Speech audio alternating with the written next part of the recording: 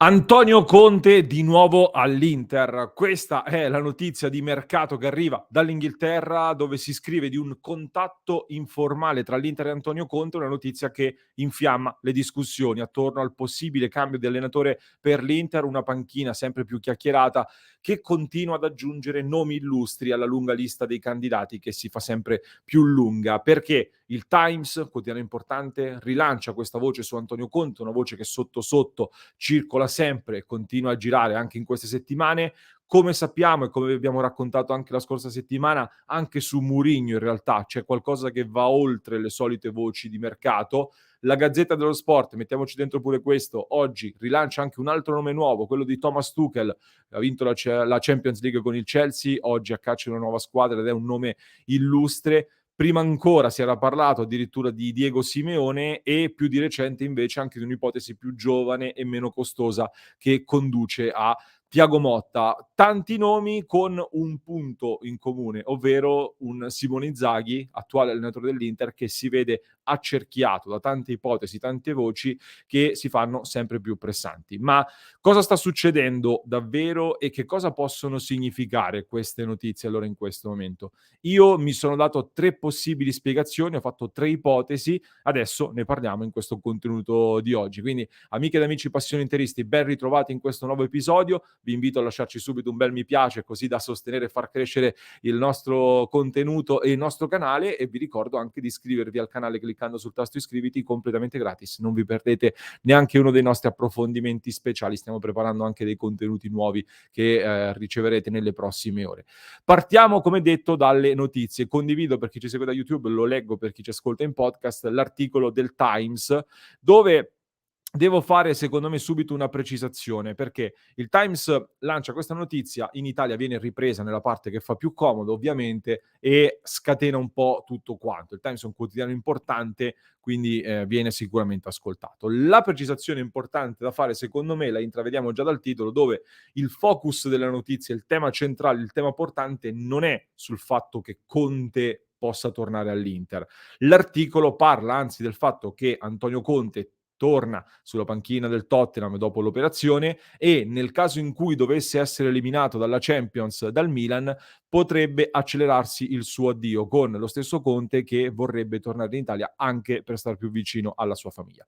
Questo è il corpo, diciamo il focus, il cuore di questo articolo. Dopodiché nell'allungare l'articolo, comunque sappiamo come funziona giornalisticamente, si aggiungono anche un po' di contesto, si dà ulteriore profondità al pezzo e per farlo si aggiungono delle ipotesi su dove potrebbe tornare Conte in questo caso. C'è l'ipotesi Inter appunto che viene messa in prima fila con un contatto informale che sarebbe avvenuto appunto di recente. La Roma potrebbe essere un'altra opzione interessata in caso di addio a Mourinho in questo finale di stagione. Il Milan invece viene definito difficile soprattutto perché Conte richiede un ingaggio fuori dai parametri rossoneri, mentre la Juventus è un'opzione, ma ovviamente lo sappiamo tutto dipende da quello che succede con la giustizia sportiva. Questa è la notizia del Times su Conte che scatena tutte le voci. Parallelamente, come vi dicevo, su Mourinho si continua a parlare, c'è qualcosa di più del singolo chiacchiericcio, diciamo del gossip, evidentemente qualcosa si è mosso. Su Simeone, francamente, fin dall'inizio mi è sembrata pura fantasia.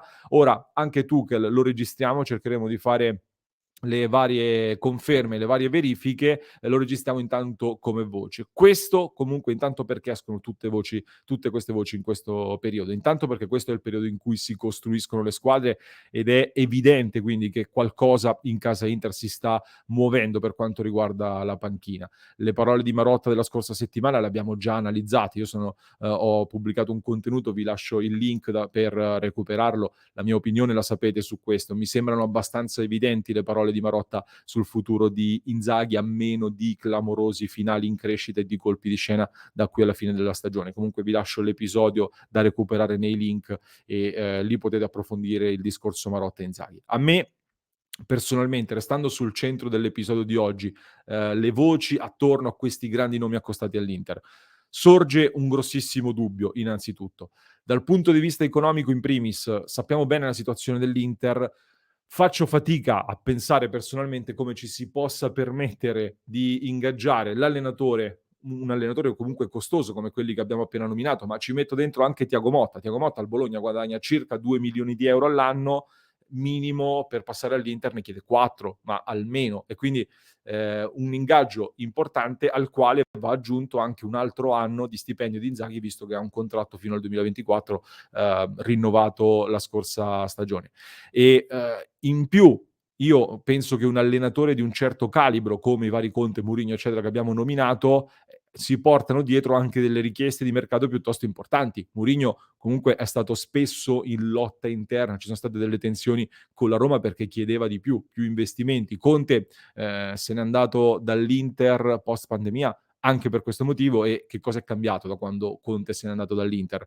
A livello di possibilità di spesa direi niente. Al Tottenham lo stesso ha fatto spendere un bel po' di soldi e continua a chiedere investimenti. Quindi dal mio punto di vista riesco oggi ad immaginare, come dicevo, solo 3 ipotesi. Allora, la prima ipotesi è che quindi possa essere imminente un cambio di proprietà all'Inter, un cambio di proprietà che solitamente porta con sé anche una ventata fresca in tutta la parte sportiva e tecnica. Lo abbiamo visto non solo in Italia, ma in generale questo avviene spesso. Scenario non impossibile, perché sappiamo comunque che anche in questi giorni si stanno muovendo degli equilibri importanti in Cina. L'attuale proprietà ha delle difficoltà, per cui non credo che potrà andare avanti per tanto tempo, e quindi qualcosa potrebbe anche succedere. Però allo stesso tempo mi viene da pensare che dovrebbe avvenire tutto in maniera molto molto rapida per poter pensare di partire la nuova stagione con un nuovo progetto tecnico e un nuovo allenatore, e forse siamo già in ritardo per fare cambio di proprietà più cambio di guida tecnica e allenatore, non lo so. Ma è uno scenario comunque da non scartare. Ipotesi numero 2, visto che in Italia è molto difficile comprare campioni, attrarre grandi nomi e giocatori fortissimi, potrebbe essere magari che si decide di puntare sul valore aggiunto che ti dà un grande allenatore dal nome forte, piuttosto che costruire una rosa di grandi giocatori che ti costerebbe di più.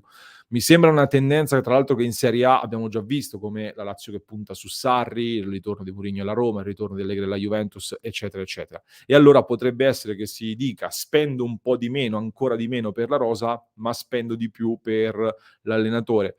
Può essere allo stesso tempo però in campo ci va la squadra, e quindi per quanto l'allenatore possa essere bravo, se a Conte o a Mourinho dai una squadra da metà classifica, estremizzo, non possono fare miracoli anche degli allenatori così validi.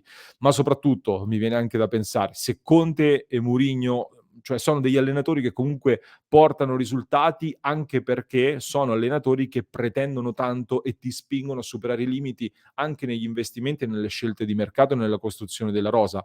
Una loro versione, diciamo, depotenziata che si accontenta, basterebbe poi all'Inter?